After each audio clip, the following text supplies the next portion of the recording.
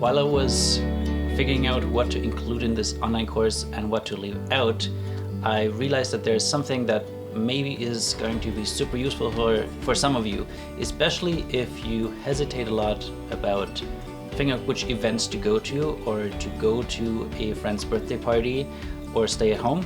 I know if you're introverted, sometimes it takes a lot of energy to go out and be around people. So I created this event checklist that will help you decide if this is an event that actually give you the rewards, the things that you're looking for.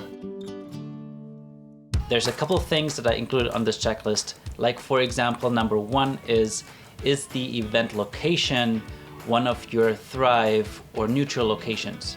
Because if it is going to be a survive location, like a place that you are not very comfortable making those connections, then you're gonna have a much harder time actually connecting with people, and it feels like you're just draining your energy.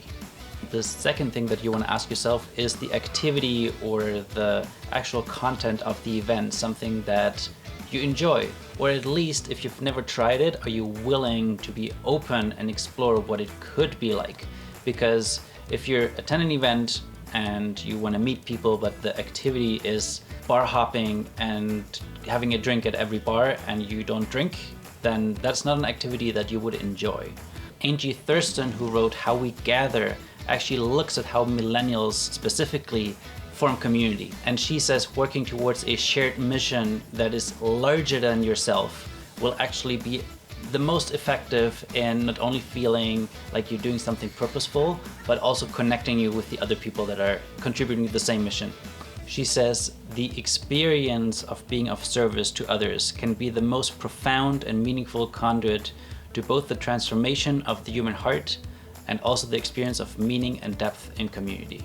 So when choosing your event, if it connects you to doing something purposeful with meaning that is larger than yourself, you're more likely to connect with the other people there.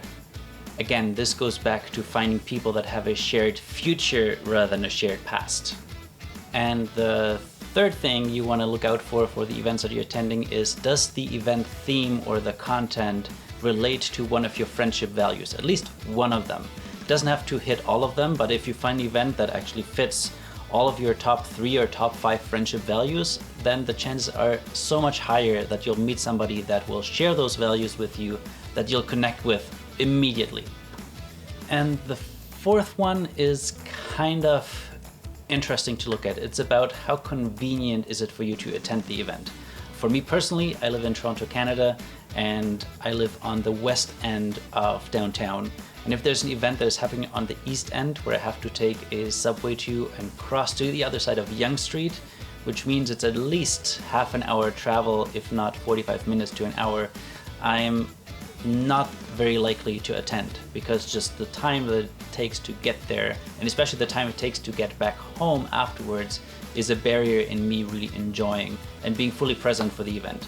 Probably also means that I can't stay as long and have to leave earlier. And one study actually showed that when socializing is convenient, it will speed up the friendship formation. They looked at an apartment complex and they found out that people who live on different floors are actually less likely to be friends, but people who live near mailboxes or near stairs have a much higher likelihood of getting to know each other in this kind of in-between stage when you're just going out or going into your apartment, and they're more likely to become friends.